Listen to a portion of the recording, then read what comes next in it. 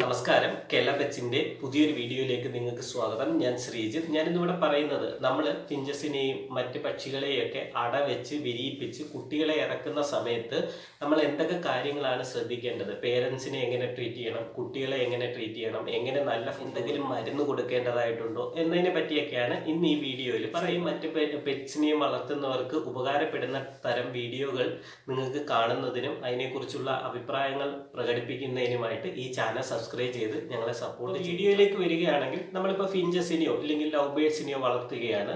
അത് വളർത്തി അതിൻ്റെ ഡയറ്റ് എല്ലാം പ്രോപ്പർ ആയിരുന്നു. അങ്ങനെ അത് ബ്രീഡിംഗ് ഏജിലേക്ക് വന്നു. ബ്രീഡിംഗ് ഏജ് എങ്ങനെ ബ്രീഡ് ചെയ്യണം എന്നതിനെ പറ്റിയെല്ലാം വീഡിയോ ഒരുപാട് ഇട്ടിട്ടുണ്ട്. അത് ഞാൻ ഐ ബട്ടണിൽ കൊടുത്തേക്കാൻ, നിങ്ങളൊന്ന് ശ്രദ്ധിച്ചാൽ മതി. അപ്പം ബ്രീഡിംഗ് കേജും ബ്രീഡിംഗ് പെയറും എല്ലാം പക്കയായിട്ട് സെറ്റായി നിങ്ങൾക്ക് മുട്ട വെച്ചു, ഫീമെയിൽ മുട്ട വെച്ചു, അത് അടയിരിക്കുന്ന ഘട്ടത്തിലേക്ക് വരികയാണ്. അപ്പം നിങ്ങൾ മുട്ട വെച്ച് തുടങ്ങുമ്പോൾ തന്നെ വളരെ ശ്രദ്ധിക്കണം. കാര്യം ഈ ബ്രീഡിംഗ് സമയം എന്ന് പറയുന്നത് പക്ഷികൾക്ക് ഒരുപാട് സ്ട്രെയിൻ ഉള്ള സമയമാണ്. അതിന് ആ മുട്ട കെയർ ചെയ്യണം, അതിൽ അടയിൽ കെയർഫുൾ ആയിട്ട് ഇരിക്കുന്ന ഒരു സമയമാണ്. അത്രത്തോളം സ്ട്രെയിനും ഉണ്ട് ഫീമെയിൽസിനും ശരി മെയിൽസിനും ശരി. അപ്പം നമ്മൾ അതിന് വേണ്ടിയിട്ട് പ്രത്യേകം ശ്രദ്ധിക്കേണ്ട ഒരു കാര്യം, ഒരുപാട് ഡിസ്റ്റർബൻസ് അവരുടെ കേജ് മുട്ട വെച്ച് കഴിഞ്ഞാൽ ഇടയ്ക്കിടയ്ക്ക് പോയി ചെക്ക് ചെയ്യുന്ന ഒരു പ്രവണത എല്ലാവർക്കും ഉണ്ട്. അപ്പം അങ്ങനെയുള്ള ഡിസ്റ്റർബൻസ് മാക്സിമം ഒഴിവാക്കുക.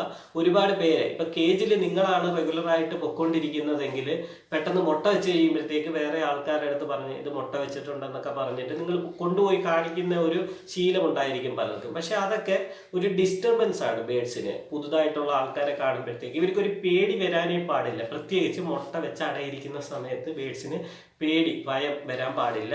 മറ്റ് ജീവജാലങ്ങളുടെ ആക്രമണം, പ്രത്യേകിച്ച് പല്ലി, ചെറിയ ചെറിയ ഇൻസെക്ട്സുകളൊക്കെ ഈ മുട്ടയുടെ ഒരു സ്മെല്ല് ഇല്ലെങ്കിൽ ആ മുട്ട വെക്കുന്ന സമയത്താണ് കൂടുതലായിട്ട് കേജിലേക്ക് വരുന്നതായിട്ട് കാണുന്നത്. അങ്ങനെ വരാതിരിക്കാൻ മാക്സിമം ശ്രദ്ധിക്കുക. കാര്യം ഈ പല്ലിയൊക്കെ വരുമ്പോഴത്തേക്ക് കേജിൽ പ്രോപ്പറായിട്ട് അടയിരിക്കാതെ വരും. ഫിഞ്ചസ് ഒക്കെ ബേഡ്സ് ആണെങ്കിൽ അത്രത്തോളം കുഴപ്പമില്ല. പക്ഷേ ഫിഞ്ചസിൻ്റെയൊക്കെ കേജിൽ ഈ പല്ലിയൊക്കെ വന്നിട്ട് ഭയങ്കര ശല്യമാണ്. അങ്ങനെ വരുമ്പോഴത്തേക്ക് നമുക്ക് മുട്ട വിരിഞ്ഞ് കിട്ടാതെയും ബേഡ്സ് പ്രോപ്പറായിട്ട് അടയിരിക്കാതെയൊക്കെ ഇരിക്കും. പ്രത്യേകിച്ച് എക്സോട്ടിക് ഫിഞ്ചസിൽ ഇത് വളരെയധികം കൂടുതലായിട്ട് കാണുന്നുണ്ട്. White finches, normal zebra finches ഒക്കെ അങ്ങനെ അത്രത്തോളം പല്ലിയെ പേടിക്കുന്നില്ലെങ്കിലും എക്സോട്ടിക് ഫിഞ്ചസ് ഒരുപാട് പേടിക്കുന്നുണ്ട്. അപ്പം പേടിപ്പിക്കുന്ന പ്രശ്നങ്ങൾ അവിടെ ഉണ്ടാവാൻ പാടില്ല. കേജിലും കേജിൻ്റെ സൈഡിലും ആ ബേഡ്സിന് ഒരു പേടിയോ ഒരു ഡിസ്റ്റർബൻസോ ഉണ്ടാവാതെ നിങ്ങൾ സൂക്ഷിക്കുക. അതേപോലെ തന്നെ ബേഡ്സ് മുട്ടയ്ക്കടയിരുന്ന് തുടങ്ങിക്കഴിഞ്ഞാൽ എപ്പോഴും നമ്മുടെ കേജിൽ തിന മസ്റ്റായിട്ടുണ്ടായിരിക്കണം. അതേപോലെ തന്നെ എന്തെങ്കിലും ഒരു സോഫ്റ്റ് ഫുഡ്, എഗ് ഫുഡോ സോഫ്റ്റ് ഫുഡോ എന്ന് നിങ്ങൾ വെച്ചു കൊടുക്കുന്നത് നല്ലതാണ്. പ്രത്യേകിച്ച് ബേഡ്സ് അടയിരുന്ന് തുടങ്ങുമ്പോൾ തൊട്ടേ തന്നെ. അതിന് മുന്നേ നമ്മൾ ഈ സോഫ്റ്റ് ഫുഡും എഗ് ഫുഡും ഒക്കെ ഇവരെ കൊണ്ട് തീറ്റിച്ച് പ്രാക്ടീസ് ചെയ്തെടുത്തില്ല എന്നുണ്ടെങ്കിൽ ഈ അടയിരിക്കുന്ന സമയത്ത് ഇവർ തിന്നണമെന്നില്ല. അതിന് മുന്നേ ഇവർ കഴിപ്പിച്ച് ശീലിപ്പിച്ചെടുത്താൽ എഗ് ഫുഡും മറ്റ് സോഫ്റ്റ് ഫുഡുകൾ, വെജിറ്റബിൾസ്, ക്രഷ്ഡ് വെജിറ്റബിൾസ്, ഫ്രൂട്ട്സ്, ഇങ്ങനെ സ്പ്രൗട്ട്, ഇങ്ങനെയുള്ള കാര്യങ്ങളെല്ലാം ഇവർ കഴിക്കും. അല്ലാത്ത പക്ഷം നമ്മൾ മുട്ടയ്ക്ക് അടയിരിക്കുന്ന സമയത്ത് കൊണ്ട് ഇതെല്ലാം വെച്ചെന്ന് വിചാരിച്ചിട്ട് അവർ കഴിക്കണമെന്നില്ല. അതിന് മുന്നേ തന്നെ ഇവർക്ക് ഇതെല്ലാം കൊടുത്ത് പ്രാക്ടീസ് ചെയ്തെടുക്കണം. അങ്ങനെയെങ്കിൽ വളരെ സിമ്പിളാണ്. ബേഡ്സിന് എന്തെങ്കിലും ഒരു ബുദ്ധിമുട്ട് വരുമ്പോഴത്തേക്ക് അവർ ഇറങ്ങി ഫുഡ് കഴിക്കും, കുറച്ച് നേരം റിലാക്സ് ചെയ്തിട്ട് പോയി അകത്ത് അടയിരിക്കും. അതേപോലെ കുടിക്കാൻ നിങ്ങൾ ഫീഡറിലാണ് വെള്ളം വെക്കുന്നതെങ്കിൽ ഈ മുട്ടയ്ക്ക് അടയിരിക്കുന്ന സമയത്ത് കുളിക്കാൻ കൂടി കുറച്ച് വെള്ളം വെച്ച് കൊടുക്കണം. അത് ഉപയോഗിച്ചില്ലെങ്കിലും വെച്ചിരിക്കണം, അത് മസ്റ്റാണ്. കാര്യം മുട്ടയ്ക്ക് അടയിരിക്കുന്ന സമയത്ത് ടെമ്പറേച്ചറിനോടൊപ്പം തന്നെ ഹ്യൂമിഡിറ്റിയും ആവശ്യമാണ്. എങ്കിലേ പ്രോപ്പറായിട്ട് മുട്ട വിരിയുകയുള്ളൂ. പലരും മുട്ടയ്ക്ക് അടയിരിക്കുന്ന ബേഡ്സിന് വെള്ളം ചെറുതായിട്ടൊരു ബോളിലോ ഇല്ലെങ്കിൽ ഫീഡറിലോ ആയിരിക്കും വെച്ചേക്കുന്നത്. അവർക്ക് ശരീരം നനയ്ക്കാനുള്ള സൗകര്യം കൂടി കേജിനകത്തുണ്ടായിരിക്കണം. ചില ബേഡ്സ് നനയ്ക്കുകയോ ഇല്ല കുളിക്കുകയോ ഒന്നും ചെയ്യില്ല. എങ്കിൽ പോലും നിങ്ങൾ അതൊന്ന് ശ്രദ്ധിച്ചേക്കുക. ഹ്യൂമിഡിറ്റി, ഒരു ഇൻക്യുബേറ്ററിനകത്ത് അടവെക്കുകയാണെങ്കിലും അതിൽ വെള്ളം വെക്കാറുണ്ട്. അപ്പോൾ അത് ഹ്യൂമിഡിറ്റി മാനേജ് ചെയ്യാൻ വേണ്ടി കുടിക്കുന്നതിനൊപ്പം കുളിക്കുന്നതിനും വെള്ളം സെറ്റ് ചെയ്യുക. ഫുഡ് പ്രോപ്പറായിട്ട് വെച്ചേക്കുക, ഡിസ്റ്റർബൻസ് ഒഴിവാക്കുക. അതേ കണക്ക് തന്നെ കുട്ടികൾ വിരിഞ്ഞിറങ്ങിക്കഴിഞ്ഞാൽ മസ്റ്റായിട്ട് നിങ്ങൾ എഗ് ഫുഡോ സോഫ്റ്റ് ഫുഡോ കേജിൽ എപ്പോഴും ഉണ്ടായിരിക്കണം. അത് ചീത്തയായി പോരുത്. ഒരു 5 മണിക്കൂർ മേളിൽ എഗ് ഫുഡ് കേജിൽ വെക്കാനേ പാടില്ല.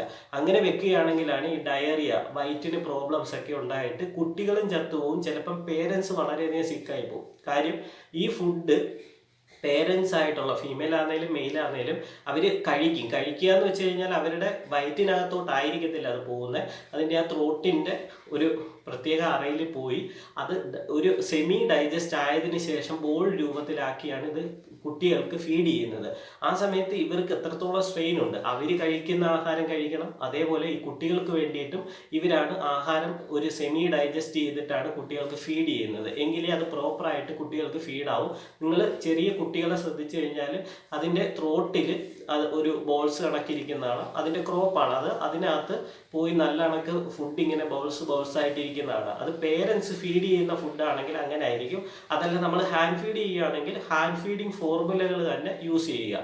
അപ്പം പലർക്കും ഒരു ഡൗട്ട് ഉണ്ട്, ഹാൻഡ് ഫീഡിങ് ഫോർമുല അതേപോലെ അല്ലല്ലോ ബീക്കിൽ പോയി ഇരിക്കുന്നത് അല്ലെങ്കിൽ ആ ക്രോപ്പിൽ പോയി ഇരിക്കുന്നത് എന്നുള്ളൊരു ഡൗട്ടുണ്ട്. അത് നിങ്ങൾ അതിനെക്കുറിച്ച് ബോധർ ചെയ്യേണ്ട. ഹാൻഡ് ഫീഡിങ് ഫോർമുല വേറൊരു രീതിയാണ്, പേരൻസ് കൊടുക്കുന്ന ഫീഡ് വേറൊരു രീതിയാണ്. അപ്പം പേരൻസ് കൊടുക്കുന്നതിന് അത്രത്തോളം ബേഡ്സിൻ്റെ ഹെൽത്തിന് അത് നല്ലതാണ്, ഇമ്മ്യൂണിറ്റിയൊക്കെ നല്ല രീതിയിൽ കിട്ടും. ആ സമയത്ത് തിന മാത്രമാണ് നിങ്ങൾ കേജിൽ വെച്ച് കൊടുക്കുന്നതെന്നുണ്ടെങ്കിൽ പേരൻസിന് ഒരുപാട് സ്ട്രെയിനാണ്. കാര്യം തിന ഡ്രൈ സീഡാണ്, ഫിഞ്ചസിനെ അപേക്ഷിച്ച് അവർ തിനയാണ് കൂടുതലായിട്ട് കഴിക്കുന്നത്. അപ്പോൾ ഈ തിന അവർ പൊളിച്ച് അത് കഴിച്ച് അതൊന്ന് ചെറിയ അവർക്ക് കുട്ടികൾക്ക് കൊടുക്കത്തക്ക രീതിയിലാവണമെങ്കിൽ കുറച്ച് സമയവും എടുക്കും. അതേപോലെ തന്നെ ഈ പേരൻസ് ബേഡിന് ഭയങ്കര സ്ട്രെയിനാണ്. പക്ഷേ നമ്മൾ സോഫ്റ്റ് ഫുഡ്, കുറച്ച് കുതിർത്ത പയറുകളും സോഫ്റ്റ് ഫുഡും അങ്ങനെയൊക്കെ ഉള്ളത് ഇവർക്ക് പെട്ടെന്ന് ചവച്ച് ഇല്ലെങ്കിൽ ആ കൊത്തിയെടുത്ത് ചെറിയ പീസ് ആക്കി എടുക്കുന്നതിനും അതേപോലെ തന്നെ ഇത് ഡൈജസ്റ്റ് ആവുന്നതിനും കുറച്ചുകൂടി ഒരു എളുപ്പമുണ്ട്. അവർക്ക് വീണ്ടും കുട്ടികളെ ഫീഡ് ചെയ്യുന്നതിനും എളുപ്പമാണ്. അത്രത്തോളം സ്ട്രെയിൻ പേരൻസിന് കുറഞ്ഞു. ഞാൻ ഉദ്ദേശിച്ച കാര്യം നിങ്ങൾക്ക് മനസ്സിലായി കാണും എന്ന് പ്രതീക്ഷിക്കുന്നു. നല്ലപോലെ കെയർ ചെയ്യുക, നല്ലപോലെ കാര്യങ്ങൾ മനസ്സിലാക്കി ചെയ്യുകയാണെങ്കിൽ ഒരു പ്രോബ്ലം ഇല്ലാതെ കുട്ടികൾ ബ്രീഡായി ഇറങ്ങും. ശ്രദ്ധിക്കുക. ഓക്കെ, അപ്പം പറഞ്ഞ കാര്യങ്ങളെല്ലാം ഒന്ന് ശ്രദ്ധിച്ച് മുന്നോട്ട് പോകുക. Thank you.